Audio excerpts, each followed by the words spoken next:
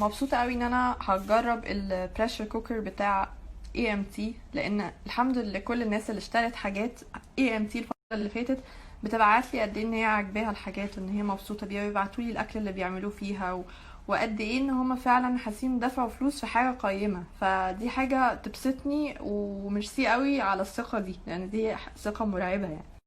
طيب البريشر كوكر دي انا حابه ان انا اتكلم عليها شويه، وبعد ما اتكلم عليها هقول لكم برضو في سيربرايز لذيذه جدا. يلا نتكلم عليها. اولا البريشر كوكر دي 5.5 لتر، دي اصغر مقاس. في المقاس الاكبر اللي هو 6.5 لتر. انا شايفه ان ده المقاس ده حلو قوي، يتحط فيه فرخه وتتغطى ميه بسهوله جدا، عشان هي طويله، هي 24، فاهمين؟ مش عريضه، طويله، سهلة جدا في الاستخدام. انا حاسة اولا تبقى نون ستيك، فمش هتلزق الجلد بتاع الفراخ فيها. في بريشر كوكر تانية للاسف الجلد بيلزق فيها لما بنيجي نشوحها، لو هنشوحها. فمشكلتها معايا ان انا بكره لما جلد الفراخ يتقطع، ببقى متضايقة جدا من شكلها. سهلة قوي، بصوا open and close دي سهلة قوي، ما فيهاش اي حاجة. كده تفتحوها اهي، اوكي، دي من جوه غويطة جدا، وبعدين سهلة ان انت بايد واحدة اصلا تقفليها. خلاص اهي، اوكي. دي بقى قولة البريشر كوكر ان هي كمان بدل ما يبقى الكلام مكتوب، كمان انتوا بيرسمين لكم ده مفتوح وده مقفول، فكده انتوا فاتحينها، كده انتوا قافلينها، اوكي اهي. خلاص.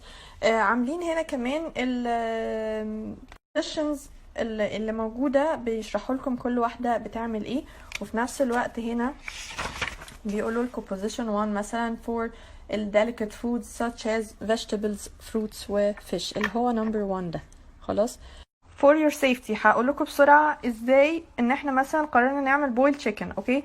هتاخد من 25 دقيقة ل 35 دقيقة على level 2 اهو، level 2 جايبينه على level 2. 25 لو الوزن الفرخة صغير، 35 لو وزن الفرخة كبير، ولو الفرخة بلدي برضو بتاخد 35. الديوريشن خلص، الوقت خلص على ساعتكم، هنا مفيش ساعة، اوكي، على ساعتكم انتوا ظابطين 35 دقيقة مثلا، خلصت. نيجي هنا نجيب على 1، البخار يبدأ يطلع. لما البخار يخلص نجيب على دي، نسيبه بقى خالص براحته لغاية ما البخار يخلص خالص.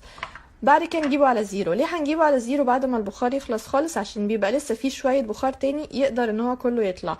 لو حصل ان انتوا جبتوها من هنا على هنا وهي لسه فيها بخار، ده هيطير اصلا، لان دي حل الضغط يا جماعة، اوكي. فهنحطها تاني عادي جدا، لان دي بتتحط عشان عادي تتغسل. بعد كده بنفتحها بشويش وخلاص. خلصنا الغطا بتاع البريشر كوكر. عندنا الغطا الازاز، برضو ممكن نستخدمها كأن هي تبقى حلة عادية، ما فيهاش اي مشاكل، فلذيذة جدا برضو هي جاية بغطا ده. انا يا جماعة بقيت احب اوي استخدم البريشر كوكر. ما بقاش عندي وقت كتير زي الاول، ببقى مستعجلة جدا، وانا مش الشخصية ابدا اللي اجيب مكعبات وحاجات كده بتاعة المرقة. يعني انا بحب اعمل ستوك بنفسي في البيت، عشان كده ده بيسهل لي